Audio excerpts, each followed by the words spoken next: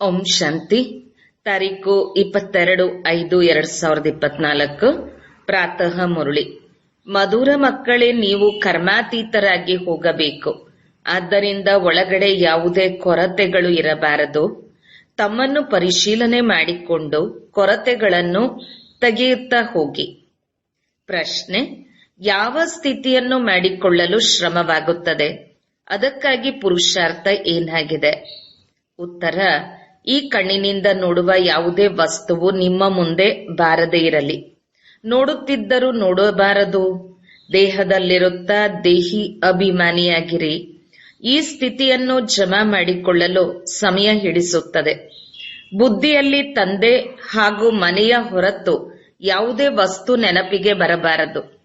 ಅದಕ್ಕಾಗಿ ಅಂತರ್ಮುಖಿಯಾಗಿ ತಮ್ಮನ್ನು ಪರಿಶೀಲನೆ ಮಾಡಿಕೊಳ್ಳಬೇಕು. ತಮ್ಮ ದಿನಚರಿಯನ್ನು ಇಡಬೇಕು. ಓಂ ಶಾಂತಿ. ಮಧುರಾತಿ ಮಧುರ ಅಗಲಿ ಮರಳಿ ಸಿಕ್ಕಿರುವ ಆತ್ಮಿಕ ಮಕ್ಕಳಿಗೆ ಇದು ತಿಳಿದಿದೆ. ನಾವು ನಮ್ಮ ದೈವಿ ರಾಜಧಾನಿಯನ್ನು ಸ್ಥಾಪನೆ ಮಾಡುತ್ತಿದ್ದೇವೆ. ಇದರಲ್ಲಿ ರಾಜರು ಇರುತ್ತಾರೆಂದಾಗ ಪ್ರಜೆಗಳು ಇರುತ್ತಾರೆ. ಪುರುಷಾರ್ಥವಂತೂ ಎಲ್ಲರೂ ಮಾಡಬೇಕಾಗಿದೆ. ಯಾರು ಹೆಚ್ಚು ಪುರುಷಾರ್ಥ ಮಾಡುತ್ತಾರೆಯೋ ಅವರು ಹೆಚ್ಚು ಬಹುಮಾನ ಪಡೆಯುತ್ತಾರೆ. ಇದಂತೂ ಸರ್ವಸಾಮಾನ್ಯವಾದ ಕಾಯ್ದೆಯಾಗಿದೆ. ಇದು ಹೊಸ ಮಾತೇನಲ್ಲ. ಇದಕ್ಕೆ ದೈವಿ ಹೂತೋಟ ಅಂತಾದರೂ ಹೇಳಿ ಅಥವಾ ರಾಜಧಾನಿ ಎಂದಾದರೂ ಹೇಳಿ. ಈಗ ಇದು ಕಲಿಯುಗಿ ತೋಟ ಅಥವಾ ಮುಳ್ಳುಗಳ ಕಾಡು. ಅದರಲ್ಲಿಯೂ ಕೆಲವು ಬಹಳ ಫಲವನ್ನು ಕೊಡುವ ವೃಕ್ಷಗಳಿರುತ್ತದೆ, ಕೆಲವು ಕಡಿಮೆ ಫಲ ಕೊಡುವ ವೃಕ್ಷಗಳಿರುತ್ತದೆ, ಕೆಲವು ಕಡಿಮೆ ರಸವುಳ್ಳ ಮಾವಿನ ಹಣ್ಣುಗಳಿರುತ್ತವೆ. ಹಾಗೆಯೇ ಮಕ್ಕಳಲ್ಲಿಯೂ ನಂಬರ್ವಾರ್ ಪುರುಷಾರ್ಥದ ಅನುಸಾರ ಇರುತ್ತಾರೆ. ಕೆಲವು ಒಳ್ಳೆಯ ಫಲವನ್ನು ಕೊಡುತ್ತದೆ, ಕೆಲವು ಹಗುರ ಫಲವನ್ನು ಕೊಡುತ್ತದೆ. ಇದು ಫಲ ಕೊಡುವ ತೋಟವಾಗಿದೆ. ಈ ದೈವಿ ವೃಕ್ಷದ ಸ್ಥಾಪನೆಯಾಗುತ್ತಿದೆ ಅಥವಾ ಕಲ್ಪದ ಹಿಂದಿನಂತೆ ಹೂತೋಟದ ಸ್ಥಾಪನೆಯಾಗುತ್ತಿದೆ. ನಿಧಾನವಾಗಿ ನಂಬರ್ವಾರ್ ಪುರುಷಾರ್ಥದ ಅನುಸಾರ ಮಧುರ ಸುವಾಸನೆ ಭರಿತವುಳ್ಳವರು ಆಗುತ್ತಿದ್ದಾರೆ. ಇಲ್ಲಿ ಭಿನ್ನತೆ ಇದೆ ಅಲ್ಲವೇ? ತಂದೆಯ ಮುಖವನ್ನು ನೋಡಲು ತಂದೆಯ ಬಳಿಗೆ ಬರುತ್ತಾರೆ. ತಂದೆಯು ನಮ್ಮನ್ನು ಸ್ವರ್ಗದ ಮಾಲೀಕರನ್ನಾಗಿ ಮಾಡುತ್ತಿದ್ದಾರೆಂದು ಅವಶ್ಯಕವಾಗಿ ತಿಳಿದುಕೊಂಡಿದ್ದಾರೆ. ಇದು ಅಗತ್ಯವಾಗಿ ಮಕ್ಕಳಿಗೆ ನಿಶ್ಚಯವಿದೆ. ಬೇಹದ್ದಿನ ತಂದೆಯು ನಮ್ಮನ್ನು ಬೇಹದ್ದಿನ ಮಾಲೀಕರನ್ನಾಗಿ ಮಾಡುತ್ತಿದ್ದಾರೆ. ಮಾಲೀಕರಾಗುವುದರಲ್ಲಿ ಬಹಳ ಖುಷಿಯಾಗುತ್ತದೆ. ಸೀಮಿತವಾದ ಮಾಲೀಕತನದಲ್ಲಿ ದುಃಖವಿದೆ. ಭಾರತವಾಸಿಗಳಿಗಾಗಿ ಈ ಆಟವೇ ಸುಖ ದುಃಖದಿಂದ ಮಾಡಲ್ಪಟ್ಟಿದೆ. ತಂದೆಯು ಮಕ್ಕಳಿಗೆ ಮೊದಲು ತಮ್ಮ ಮನೆಯನ್ನು ಸಂಭಾಲನೆ ಮಾಡಿ ಎಂದು ಹೇಳುತ್ತಾರೆ. ಮನೆಯ ಮೇಲೆ ಮಾಲೀಕನ ದೃಷ್ಟಿ ಇರುತ್ತದೆ. ತಂದೆಯು ಕುಳಿತು ಒಂದೊಂದು ಮಗುವನ್ನು ನೋಡುತ್ತಾರೆ. ಎಂತಹ ಗುಣವಿದೆ, ಎಂತಹ ಅವಗುಣವಿದೆ. ಮಕ್ಕಳು ಸಹ ಸ್ವಯಂವನ್ನು ತಿಳಿದುಕೊಂಡಿದ್ದೀರಿ. ತಂದೆಯು ತಿಳಿಸುತ್ತಾರೆ, ಮಕ್ಕಳೇ, ನಿಮ್ಮ ಕೊರತೆಗಳನ್ನು ನೀವೇ ಬರೆದು ತನ್ನಿ ಅಂದಾಗ ಬರೆಯಬಹುದು. ನಾವು ನಮ್ಮಲ್ಲಿರುವ ಅವಗುಣಗಳನ್ನು ತಿಳಿದುಕೊಳ್ಳುತ್ತೇವೆ. ಒಂದಲ್ಲ ಒಂದು ಕೊರತೆಯು ಅಗತ್ಯವಾಗಿ ಇದೆ. ಇನ್ನು ಸಂಪೂರ್ಣರಂತೂ ಯಾರೂ ಆಗಿಲ್ಲ. ಅವಶ್ಯಕವಾಗಿ ಆಗಬೇಕು. ಕಲ್ಪವೂ ಆಗಿದ್ದೇವೆ. ಇದರಲ್ಲಿ ಯಾವುದೇ ಸಂಶಯವಿಲ್ಲ. ಆದರೆ ಈ ಸಮಯದಲ್ಲಿ ಕೊರತೆ ಇದೆ. ಅದನ್ನು ತಿಳಿಸುವುದರಿಂದ ತಂದೆಯು ಅದರ ಬಗ್ಗೆ ತಿಳುವಳಿಕೆ ಕೊಡುತ್ತಾರೆ. ಈ ಸಮಯದಲ್ಲಿ ಬಹಳ ಕೊರತೆಗಳಿವೆ. ಮುಖ್ಯ ಕೊರತೆಗಳಿಗೆ ದೇಹಾಭಿಮಾನವೇ ಕಾರಣವಾಗಿದೆ. ಅದೇ ನಂತರ ಬಹಳ ಕಷ್ಟಕ್ಕೆ ಬೀಳಿಸುತ್ತದೆ. ಸ್ಥಿತಿಯು ಮುಂದುವರಿಯಲು ಬಿಡುವುದಿಲ್ಲ. ಆದ್ದರಿಂದ ಈಗ ಸಂಪೂರ್ಣ ಪುರುಷಾರ್ಥ ಮಾಡಬೇಕು. ಈ ಶರೀರವನ್ನು ಈಗ ಬಿಟ್ಟು ಹೋಗಬೇಕು. ಇಲ್ಲಿಯೇ ದೈವಿ ಗುಣಗಳನ್ನು ಧಾರಣೆ ಮಾಡಿ ಹೋಗಬೇಕು. ಕರ್ಮಾತೀತ ಸ್ಥಿತಿಯಲ್ಲಿ ಹೋಗುವುದರ ಅರ್ಥವನ್ನು ತಂದೆಯು ತಿಳಿಸುತ್ತಿದ್ದಾರೆ. ಕರ್ಮಾತೀತರಾಗಿ ಹೋಗಬೇಕೆಂದರೆ ಯಾವುದೇ ಕೊರತೆ ಇರಬಾರದು. ಏಕೆಂದರೆ ನೀವು ವಜ್ರ ಆಗುತ್ತಿದ್ದೀರಲ್ಲವೇ? ನಮ್ಮಲ್ಲಿ ಏನೇನು ಕೊರತೆ ಇದೆ ಇದನ್ನು ಪ್ರತಿಯೊಬ್ಬರು ತಿಳಿದುಕೊಂಡಿದ್ದೀರಿ. ಏಕೆಂದರೆ ನೀವು ಚೈತನ್ಯವಾಗಿದ್ದೀರಿ. ನೀವು ಈ ಕೊರತೆಗಳನ್ನು ತೆಗೆದು ಹಾಕಬಹುದು. ನೀವು ಕವಡೆಯಿಂದ ವಜ್ರದಂತೆ ಆಗುತ್ತೀರಿ. ನೀವು ತಮ್ಮನ್ನು ಬಹಳ ಚೆನ್ನಾಗಿ ತಿಳಿದಿದ್ದೀರಿ. ಸರ್ಜನ್ ಸಹ ನಿಮ್ಮಲ್ಲಿ ಯಾವ ಕೊರತೆ ಇದೆ ಎಂದು ಹೇಳುತ್ತಾರೆ. ಯಾವುದು ನಿಮ್ಮನ್ನು ಮುಂದುವರಿಯದಂತೆ ಮಾಡುತ್ತಿದೆ? ಕಲೆ ರಹಿತರಾಗಿ ಕೊನೆಯಲ್ಲಿ ಆಗಬೇಕು. ಈಗ ಇವೆಲ್ಲವನ್ನು ತೆಗೆಯುತ್ತಾ ಹೋಗಬೇಕು. ಒಂದು ವೇಳೆ ಬಲಹೀನತೆಯನ್ನು ತೆಗೆಯದೆ ಹೋದರೆ ವಜ್ರದ ಬೆಲೆಯು ಕಡಿಮೆಯಾಗಿ ಬಿಡುತ್ತದೆ. ಇವರು ಸಹ ಪಕ್ಕ ವಜ್ರದ ವ್ಯಾಪಾರಿಯಾಗಿದ್ದರಲ್ಲವೇ? ಇಡೀ ಆಯಸ್ಸು ಈ ಕಣ್ಣಿನಿಂದ ವಜ್ರಗಳನ್ನು ನೋಡಿದ್ದಾರೆ. ಇಷ್ಟೊಂದು ವಜ್ರಗಳನ್ನು ಪರೀಕ್ಷಿಸುವ ಆಸಕ್ತಿಯುಳ್ಳ ವಜ್ರದ ವ್ಯಾಪಾರಿಗಳು ಯಾರೂ ಇರಲಾರರು. ನೀವು ಸಹ ವಜ್ರವಾಗುತ್ತಿದ್ದೀರಿ. ಒಂದಲ್ಲ ಒಂದು ಕೊರತೆಗಳು ಅಗತ್ಯವಾಗಿ ಇದೆ ಎಂದು ತಿಳಿದಿದ್ದೀರಿ. ಸಂಪೂರ್ಣರಂತೂ ಇನ್ನೂ ಆಗಿಲ್ಲ. ಚೈತನ್ಯವಾಗಿರುವ ಕಾರಣ ನೀವು ಪುರುಷಾರ್ಥದಿಂದ ಬಲಹೀನತೆಯನ್ನು ತೆಗೆಯಬಹುದು. ಅವಶ್ಯಕವಾಗಿ ವಜ್ರದಂತೆ ಆಗಬೇಕು. ಯಾವಾಗ ಸಂಪೂರ್ಣ ಪುರುಷಾರ್ಥ ಮಾಡುತ್ತೀರಿ ಆಗ ವಜ್ರ ಸಮಾನ ಆಗುತ್ತೀರಿ. ತಂದೆಯು ತಿಳಿಸುತ್ತಾರೆ, ಈ ಶರೀರವನ್ನು ಬಿಡುವ ಸಮಯದ ಅಂತ್ಯದಲ್ಲಿ ಯಾರ ನೆನಪು ಬಾರದಂತಹ ಪಕ್ಕಾ ಸ್ಥಿತಿಯನ್ನು ಮಾಡಿಕೊಳ್ಳಬೇಕು. ಇದಂತೂ ಸ್ಪಷ್ಟವಾಗಿದೆ. ಮಿತ್ರ ಸಂಬಂಧಿ ಮೊದಲಾದವರನ್ನು ಮರೆಯಬೇಕು. ಒಬ್ಬ ತಂದೆಯೊಂದಿಗೆ ಸಂಬಂಧವನ್ನಿಟ್ಟುಕೊಳ್ಳಬೇಕು. ಈಗ ನೀವು ವಜ್ರ ಸಮಾನ ಆಗುತ್ತಿದ್ದೀರಿ. ಇದು ವಜ್ರದ ಅಂಗಡಿಯೂ ಆಗಿದೆ. ನೀವು ಪ್ರತಿಯೊಬ್ಬರು ವಜ್ರದ ವ್ಯಾಪಾರಿಗಳಾಗಿದ್ದೀರಿ. ಈ ಮಾತುಗಳನ್ನು ನೀವು ಮಕ್ಕಳು ಮಾತ್ರ ತಿಳಿದುಕೊಂಡಿದ್ದೀರಿ. ಪ್ರತಿಯೊಬ್ಬರ ಮನಸ್ಸಿನಲ್ಲಿ ನಾವು ಪುರುಷಾರ್ಥದ ಅನುಸಾರ ವಿಶ್ವದ ಮಾಲೀಕರಾಗುತ್ತಿದ್ದೇವೆ ಎಂದು ತಿಳಿದುಕೊಂಡಿದ್ದೀರಿ. ಯಾರಿಗೆ ಶ್ರೇಷ್ಠ ಪದವಿಯು ಸಿಕ್ಕಿದೆಯೋ ಅವರು ಅವಶ್ಯಕವಾಗಿ ಪುರುಷಾರ್ಥ ಮಾಡಿದ್ದಾರೆ. ಅವರು ನಿಮ್ಮಲ್ಲಿಯೂ ಯಾರಾದರೂ ಇರಬೇಕಲ್ಲವೇ? ನೀವು ಮಕ್ಕಳು ಇಷ್ಟೊಂದು ಪುರುಷಾರ್ಥ ಮಾಡಬೇಕು. ಆದ್ದರಿಂದ ಒಂದೊಂದು ಮಗುವನ್ನು ನೋಡುತ್ತಿರುತ್ತಾರೆ. ಹೂಗಳನ್ನು ಇದು ಎಷ್ಟು ಸುಗಂಧಭರಿತವಾದ ಹೂವು, ಇದರಲ್ಲಿ ಏನು ಕಡಿಮೆ ಇದೆ ಎಂದು ನೋಡಲಾಗುತ್ತದೆ. ಏಕೆಂದರೆ ನೀವು ಚೈತನ್ಯವಾಗಿದ್ದೀರಾ. ತಂದೆಯಿಂದ ಬುದ್ಧಿಯೋಗವನ್ನು ತೆಗೆದು ಅಲೆದಾಡಿಸುವಂತಹ ಬಲಹೀನತೆಗಳು ನಮ್ಮಲ್ಲಿ ಏನೇನಿವೆ ಎಂದು ಚೈತನ್ಯ ವಜ್ರಗಳು ತಿಳಿದುಕೊಳ್ಳಬಹುದಲ್ಲವೇ? ತಂದೆಯು ತಿಳಿಸುತ್ತಾರೆ, ಮಕ್ಕಳೇ, ನನ್ನೊಬ್ಬನನ್ನೇ ನೆನಪು ಮಾಡಿ, ಬೇರೆ ಯಾರೂ ನೆನಪಿಗೆ ಬರಬಾರದು. ಗೃಹಸ್ಥ ವ್ಯವಹಾರದಲ್ಲಿರುತ್ತಾ ಒಬ್ಬ ತಂದೆಯನ್ನು ನೆನಪು ಮಾಡಬೇಕು. ಇವರಿಗಾಗಿ ಬಟ್ಟಿಯಾಗಬೇಕಾಗಿತ್ತು.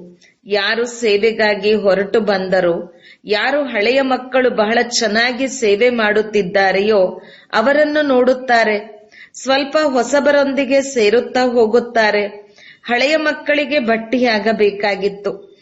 ಬಲೆ ಹಳೆಯ ಮಕ್ಕಳಲ್ಲಿ ಬಲಹೀನತೆಗಳಿವೆ. ಪ್ರತಿಯೊಬ್ಬರು ತಮ್ಮ ಮನಸ್ಸಿನಲ್ಲಿ ತಿಳಿದುಕೊಳ್ಳುತ್ತೀರಿ, ತಂದೆಯು ಯಾವ ಸ್ಥಿತಿಯನ್ನು ಮಾಡಿಕೊಳ್ಳಿ ಎಂದು ಹೇಳುತ್ತಾರೆ. ಅದು ಇನ್ನೂ ಆಗಿಲ್ಲ. ಗುರಿ ಉದ್ದೇಶವಂತೂ ತಂದೆಯು ತಿಳಿಸುತ್ತಾರೆ. ಎಲ್ಲದಕ್ಕಿಂತಲೂ ಹೆಚ್ಚಾಗಿ ದೇಹಾಭಿಮಾನವೇ ಕೊಳಕಾಗಿದೆ. ಆದ್ದರಿಂದ ದೇಹದ ಕಡೆ ಬುದ್ಧಿಯು ಹೊರಟು ಹೋಗುತ್ತದೆ. ದೇಹದಲ್ಲಿರುತ್ತಾ ದೇಹಿ ಅಭಿಮಾನಿಯಾಗಬೇಕು. ಈ ಕಣ್ಣುಗಳಿಂದ ನೋಡುವಂತಹ ವಸ್ತು ಮುಂದೆ ಸಮ್ಮುಖದಲ್ಲಿ ಬರದಂತೆ ಸ್ಥಿತಿಯನ್ನು ಜಮಾ ಮಾಡಿಕೊಳ್ಳಬೇಕು. ನಮ್ಮ ಬುದ್ಧಿಯಲ್ಲಿ ತಂದೆ ಹಾಗೂ ಶಾಂತಿಧಾಮದ ಹೊರತು ಯಾವುದೇ ವಸ್ತು ಬರಬಾರದು. ಏನನ್ನೂ ಜೊತೆಯಲ್ಲಿ ತೆಗೆದುಕೊಂಡು ಹೋಗುವಂತಿಲ್ಲ. ಮೊಟ್ಟ ಮೊದಲು ನಾವು ಹೊಸ ಸಂಬಂಧದಲ್ಲಿ ಬರುತ್ತೇವೆ. ಈಗ ಹಳೆಯ ಸಂಬಂಧವಿದೆ. ಹಳೆಯ ಸಂಬಂಧವು ಸ್ವಲ್ಪವೂ ನೆನಪಿಗೆ ಬರಬಾರದು. ಅಂತ್ಯಕಾಲ ಎಂದು ಗಾಯನವಿದೆ ಅಂದಾಗ ಇದು ಈ ಸಮಯದ ಮಾತಾಗಿದೆ. ಈ ಹಾಡನ್ನು ಕಲಿಯುಗಿ ಮನುಷ್ಯರು ಮಾಡಿದ್ದಾರೆ. ಆದರೆ ಅವರು ಏನೂ ತಿಳಿದುಕೊಂಡಿಲ್ಲ. ಮುಖ್ಯ ಮಾತನ್ನು ತಂದೆಯು ತಿಳಿಸುತ್ತಾರೆ. ಒಬ್ಬ ತಂದೆಯ ಹೊರತು ಬೇರೆ ಯಾರ ನೆನಪು ಬರಬಾರದು. ಒಬ್ಬ ತಂದೆಯ ನೆನಪಿನಿಂದ ಪಾಪವು ನಾಶವಾಗುತ್ತದೆ ಹಾಗೂ ಪವಿತ್ರ ವಜ್ರಗಳಾಗುತ್ತೀರಿ. ಕೆಲವು ಕಲ್ಲುಗಳು ಬೆಲೆ ಉಳ್ಳದ್ದಾಗಿರುತ್ತದೆ. ಮಾಣಿಕ್ಯವು ಬೆಲೆ ಉಳ್ಳದ್ದಾಗಿದೆ. ತಂದೆಯು ತನಗಿಂತಲೂ ಬೆಲೆಯುಳ್ಳಂತಹ ಶ್ರೇಷ್ಠರನ್ನಾಗಿ ಮಾಡುತ್ತಿದ್ದಾರೆ. ನಮ್ಮನ್ನು ನಾವು ಪರಿಶೀಲನೆ ಮಾಡಿಕೊಳ್ಳಬೇಕು. ತಂದೆಯು ತಿಳಿಸುತ್ತಾರೆ, ಅಂತರ್ಮುಖಿಯಾಗಿ ತಮ್ಮಲ್ಲಿ ಯಾವ ದೋಷವಿದೆ ಎಂದು ನೋಡಿಕೊಳ್ಳಿ. ಎಲ್ಲಿಯವರೆಗೂ ದೇಹಾಭಿಮಾನವಿದೆ. ಪುರುಷಾರ್ಥಕ್ಕಾಗಿ ತಂದೆಯು ಭಿನ್ನ ಭಿನ್ನ ಯುಕ್ತಿಗಳನ್ನು ತಿಳಿಸುತ್ತಾರೆ. ಎಷ್ಟು ಸಾಧ್ಯವೋ ಅಷ್ಟು ತಂದೆಯ ನೆನಪಿನಲ್ಲಿರಿ. ಒಂದು ವೇಳೆ ಎಷ್ಟೇ ಪ್ರಿಯರಾಗಿರಬಹುದು, ಸುಂದರವಾಗಿರುವ ಮಕ್ಕಳು ಬಹಳ ಪ್ರಿಯರಾಗಿರುತ್ತಾರೆ. ಆದರೂ ಸಹ ಯಾರ ನೆನಪು ಬರಬಾರದು. ಇಲ್ಲಿನ ಯಾವುದೇ ವಸ್ತುಗಳು ನೆನಪಿಗೆ ಬರಬಾರದು. ಕೆಲವು ಮಕ್ಕಳಲ್ಲಿ ಬಹಳ ಮೋಹವಿರುತ್ತದೆ. ತಂದೆಯು ತಿಳಿಸುತ್ತಾರೆ, ಎಲ್ಲರಿಂದ ಮೋಹವನ್ನು ಅಳಿಸಿ ಒಬ್ಬರ ನೆನಪಿಟ್ಟುಕೊಳ್ಳಿ. ಒಬ್ಬ ಪ್ರೀತಿಯ ತಂದೆಯ ಜೊತೆ ಯೋಗವಿಡಬೇಕು. ಅವರಿಂದ ಎಲ್ಲವೂ ಪ್ರಾಪ್ತಿಯಾಗುತ್ತದೆ. ಯೋಗ ಬಲದಿಂದ ನೀವು ಪ್ರಿಯರಾಗುತ್ತೀರಿ. ಆತ್ಮವೇ ಪ್ರಿಯವಾಗುತ್ತದೆ. ತಂದೆಯು ಪ್ರಿಯ ಹಾಗೂ ಪವಿತ್ರವಾಗಿದ್ದಾರಲ್ಲವೇ? ಆತ್ಮನನ್ನು ಪ್ರಿಯ ಪವಿತ್ರ ಮಾಡುವ ಸಲುವಾಗಿ ತಿಳಿಸುತ್ತಾರೆ. ಮಕ್ಕಳೇ, ನೀವು ಎಷ್ಟು ನನ್ನನ್ನು ನೆನಪು ಮಾಡುತ್ತೀರೋ ಅಷ್ಟು ನೀವು ಬಹಳ ಪ್ರಿಯರಾಗುತ್ತೀರಿ. ಇಷ್ಟೊಂದು ಪ್ರಿಯರಾಗುತ್ತೀರಿ. ಆದ್ದರಿಂದ ನೀವು ದೇವಿ ದೇವತೆಗಳಿಗೆ ಇದುವರೆಗೂ ಪೂಜೆ ನಡೆಯುತ್ತಿದೆ. ಬಹಳ ಪ್ರಿಯರಾಗುತ್ತೀರಲ್ಲವೇ? ಅರ್ಧಕಲ್ಪ ನೀವು ರಾಜ್ಯ ಮಾಡುತ್ತೀರಿ. ಅರ್ಧಕಲ್ಪ ನೀವೇ ಪೂಜೆಗೆ ಯೋಗ್ಯರಾಗುತ್ತೀರಿ. ನೀವೇ ಸ್ವಯಂ ಪೂಜಾರಿಗಳಾಗಿ ನಿಮ್ಮ ಚಿತ್ರಕ್ಕೆ ಪೂಜೆ ಮಾಡುತ್ತೀರಿ. ನೀವು ಎಲ್ಲರಿಗಿಂತ ಪ್ರಿಯರಾಗುವವರಾಗಿದ್ದೀರಿ. ಆದರೆ ಯಾವಾಗ ಪ್ರೀತಿಯ ತಂದೆಯನ್ನು ನೆನಪು ಮಾಡುತ್ತೀರಿ ಆಗ ಪ್ರಿಯರಾಗುತ್ತೀರಿ. ಒಬ್ಬ ತಂದೆಯ ವಿನಃ ಬೇರೆ ಯಾರು ನೆನಪಿಗೆ ಬರಬಾರದು. ನಮ್ಮನ್ನು ನಾವು ಪರಿಶೀಲನೆ ಮಾಡಿಕೊಳ್ಳಬೇಕು. ಬಹಳ ಪ್ರೀತಿಯಿಂದ ತಂದೆಯನ್ನು ನೆನಪು ಮಾಡುತ್ತೇನೆಯೇ? ತಂದೆಯ ಪ್ರೀತಿಯಲ್ಲಿ ಆನಂದ ಬಾಷ್ಪಗಳು ಬರಬೇಕು. ಹೇ ತಂದೆಯೇ, ನನಗೆ ನಿಮ್ಮ ವಿನಃ ಬೇರೆ ಯಾರೂ ಇಲ್ಲ. ಅನ್ಯರ್ಯಾರು ನೆನಪಿಗೆ ಬರಬಾರದು. ಮಾಯೆಯ ಬಿರುಗಾಳಿಯು ಬರಬಾರದು. ಆದರೆ ಬಹಳ ಬರುತ್ತದೆ. ನಮ್ಮ ಮೇಲೆ ನಾವೇ ಬಹಳ ಗಮನ ಇಟ್ಟುಕೊಳ್ಳಬೇಕು. ನಮ್ಮ ಪ್ರೀತಿ ಒಬ್ಬ ತಂದೆಯ ಹೊರತು ಬೇರೆ ಕಡೆ ಹೋಗುವುದಿಲ್ಲವೇ? ಎಷ್ಟೇ ಪ್ರೀತಿಯ ವಸ್ತುವಾಗಿರಬಹುದು, ಆದರೂ ಸಹ ಒಬ್ಬ ತಂದೆಯ ನೆನಪೇ ಬರಬೇಕು. ನೀವೆಲ್ಲರೂ ಒಬ್ಬ ಪ್ರಿಯತಮನಿಗೆ ಪ್ರಿಯತಮೆಯರಾಗಿದ್ದೀರಿ. ಪ್ರಿಯತಮೆಯರು ಒಮ್ಮೆ ಪರಸ್ಪರ ನೋಡಿದರೆ ಸಾಕು. ವಿವಾಹವೂ ಆಗದಿದ್ದರೂ ಬುದ್ಧಿಯಲ್ಲಿ ಅವರದೇ ನೆನಪಿರುತ್ತದೆ. ಈಗ ನೀವು ತಿಳಿದಿದ್ದೀರಿ, ನಾವೆಲ್ಲರೂ ಒಬ್ಬ ಪ್ರಿಯತಮನಿಗೆ ಪ್ರೇಮಿಕೆಯಾಗಿದ್ದೇವೆ. ಆ ಪ್ರಿಯತಮನನ್ನು ಭಕ್ತಿ ಮಾರ್ಗದಲ್ಲಿ ಬಹಳ ನೆನಪು ಮಾಡುತ್ತಾ ಬಂದಿದ್ದೀರಿ. ಇಲ್ಲಿಯೂ ಸಹ ನೀವು ಸಮ್ಮುಖದಲ್ಲಿರುವಾಗ ಬಹಳ ನೆನಪು ಮಾಡಬೇಕು. ತಂದೆಯು ತಿಳಿಸುತ್ತಾರೆ, ನನ್ನ ನೆನಪನ್ನು ಮಾಡುತ್ತಿದ್ದರೆ ನಿಮ್ಮ ಜೀವನದ ದೋಣಿ ಪಾರಾಗುತ್ತದೆ. ಇದರಲ್ಲಿ ಸಂಶಯದ ಮಾತಿಲ್ಲ. ಭಗವಂತನ ಜೊತೆ ಮಿಲನ ಮಾಡಲು ಎಲ್ಲರೂ ಭಕ್ತಿ ಮಾಡುತ್ತಾರೆ. ಇಲ್ಲಿ ಕೇವಲ ಮಕ್ಕಳು ಬಹಳ ಸೇವೆಯಲ್ಲಿ ವ್ಯಸ್ತರಾಗಿರುತ್ತಾರೆ. ಸೇವೆಗಾಗಿಯೇ ಸಂಪೂರ್ಣ ಚಡಪಡಿಸುತ್ತಾರೆ. ತುಂಬಾ ಪರಿಶ್ರಮ ಪಡುತ್ತಾರೆ. ಇದನ್ನು ನೀವು ಮಾತ್ರ ತಿಳಿದಿದ್ದೀರಿ.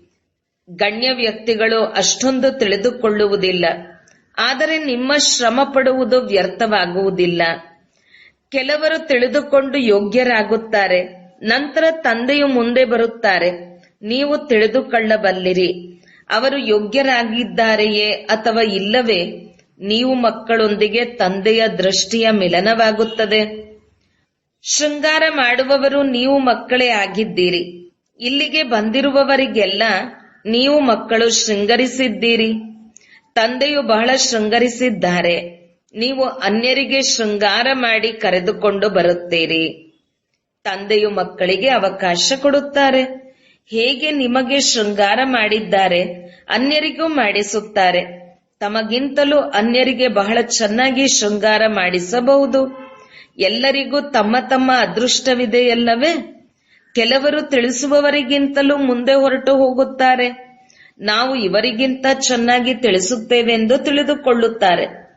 ತಿಳಿಸುವ ನಶೆ ಏರಿದಾಗ ಸೇವೆಯಲ್ಲಿ ತೊಡಗುತ್ತಾರೆ. ಅವರು ಬಾಬ್ದಾದರವರ ಮನಸ್ಸನ್ನೇರುತ್ತಾರೆ.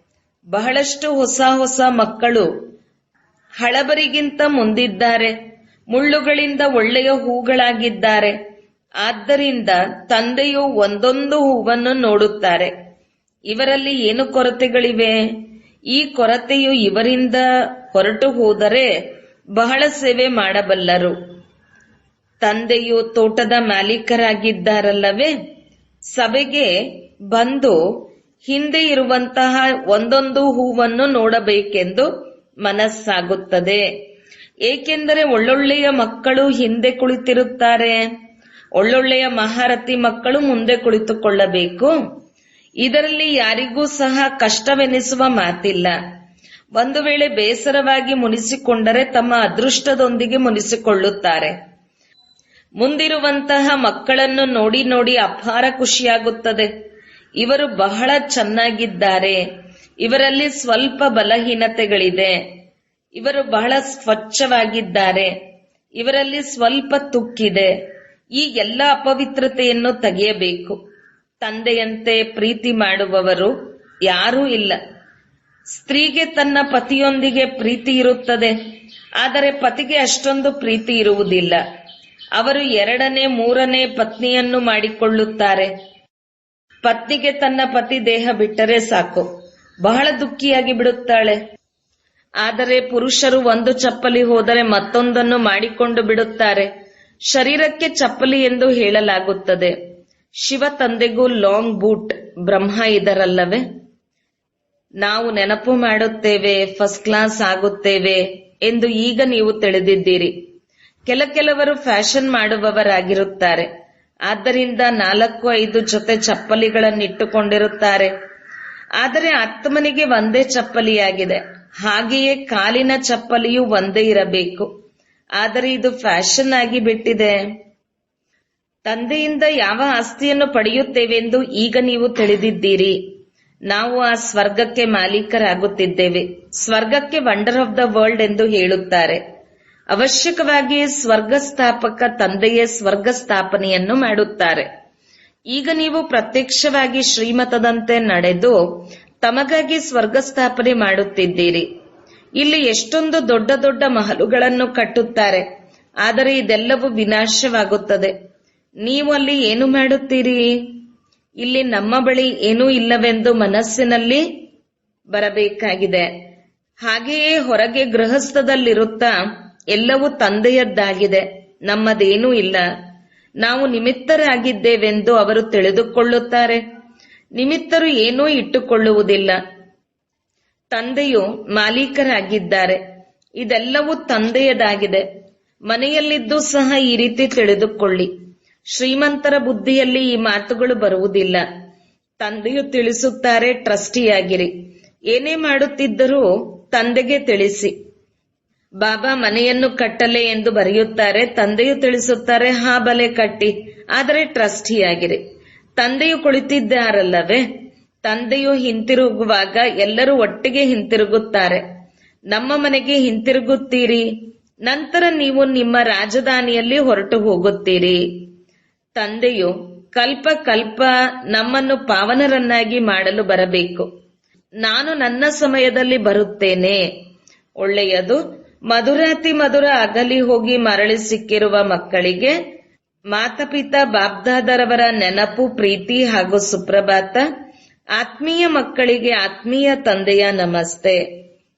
ಧಾರಣೆಗಾಗಿ ಮುಖ್ಯ ಸಾರ: ಎಲ್ಲದರಿಂದ ಮಮತೆಯನ್ನು ತೆಗೆದು ಒಬ್ಬ ಪ್ರಿಯ ತಂದೆಯನ್ನು ನೆನಪು ಮಾಡಬೇಕು. ಅಂತರ್ಮುಖಿಯಾಗಿ ನಮ್ಮ ಕೊರತೆಗಳನ್ನು ಪರಿಶೀಲನೆ ಮಾಡಿ ತೆಗೆಯಬೇಕು. ಬೆಲೆಯುಳ್ಳಂತಹ ವಜ್ರವಾಗಬೇಕು. 2. ಹೇಗೆ ತಂದೆಯು ನಾವು ಮಕ್ಕಳಿಗೆ ಶೃಂಗರಿಸಿದ್ದಾರೆ, ಹಾಗೆಯೇ ನಾವು ಸರ್ವರ ಶೃಂಗಾರ ಮಾಡಬೇಕು. ಮುಳ್ಳುಗಳನ್ನು ಹೂಗಳನ್ನಾಗಿ ಮಾಡಲು ಸೇವೆಯಲ್ಲಿ ತೊಡಗಬೇಕು. ಟ್ರಸ್ಟಿಯಾಗಿರಬೇಕು. ವರದಾನ: ಬ್ರಾಹ್ಮಣ ಜೀವನದಲ್ಲಿ ಏಕವ್ರತನ ಪಾಠದ ಮೂಲಕ ಆತ್ಮೀಯ ಘನತೆಯಲ್ಲಿರುವಂತಹ ಸಂಪೂರ್ಣ ಪವಿತ್ರ ಭವ. ಈ ಬ್ರಾಹ್ಮಣ ಜೀವನದಲ್ಲಿ ಏಕವ್ರತನ ಪಾಠ ಪಕ್ಕಾ ಮಾಡಿಕೊಂಡು ಪವಿತ್ರತೆಯ ಘನತೆಯನ್ನು ಧಾರಣೆ ಮಾಡಿ, ಆಗ ಇಡೀ ಕಲ್ಪದಲ್ಲಿ ಈ ಆತ್ಮೀಯ ಘನತೆಯಿಂದ ನಡೆಯುತ್ತಾ ಹೋಗುವಿರಿ. ತಮ್ಮ ಆತ್ಮೀಯ ಘನತೆ ಮತ್ತು ಪವಿತ್ರತೆಯ ಹೊಳಪು ಪರಮಧಾಮದಲ್ಲಿ ಸರ್ವ ಆತ್ಮರಿಗಿಂತಲೂ ಶ್ರೇಷ್ಠವಾಗಿದೆ. ಆದಿಕಾಲದಲ್ಲಿ ದೇವತಾ ಸ್ವರೂಪದಲ್ಲಿಯೂ ಸಹ ಈ ವ್ಯಕ್ತಿತ್ವ ವಿಶೇಷವಾಗಿರುತ್ತದೆ. ನಂತರ ಮಧ್ಯಕಾಲದಲ್ಲಿಯೂ ಸಹ ನಿಮ್ಮ ಚಿತ್ರಕ್ಕೆ ವಿಧಿಪೂರ್ವಕವಾಗಿ ಪೂಜೆಯಾಗುವುದು. ಈ ಸಂಗಮ ಯುಗದಲ್ಲಿ ಬ್ರಾಹ್ಮಣ ಜೀವನದ ಆಧಾರ ಪವಿತ್ರತೆಯ ಘನತೆ. ಆದ್ದರಿಂದ ಎಲ್ಲಿಯವರೆಗೆ ಬ್ರಾಹ್ಮಣ ಜೀವನದಲ್ಲಿ ಜೀವಿಸುವಿರೋ ಅಲ್ಲಿಯವರೆಗೂ ಸಂಪೂರ್ಣ ಪವಿತ್ರವಾಗಲೇಬೇಕು. ಸ್ಲೋಗನ್: ತಾವು ಸಹನಾಶೀಲತೆಯ ದೇವ ಮತ್ತು ದೇವಿಯಾದಾಗ ಬೈಗುಳ ಮಾಡುವವರು ಸಹ ಪ್ರೀತಿಯಿಂದ ಅಪ್ಪಿಕೊಳ್ಳುತ್ತಾರೆ. ಓಂ ಶಾಂತಿ.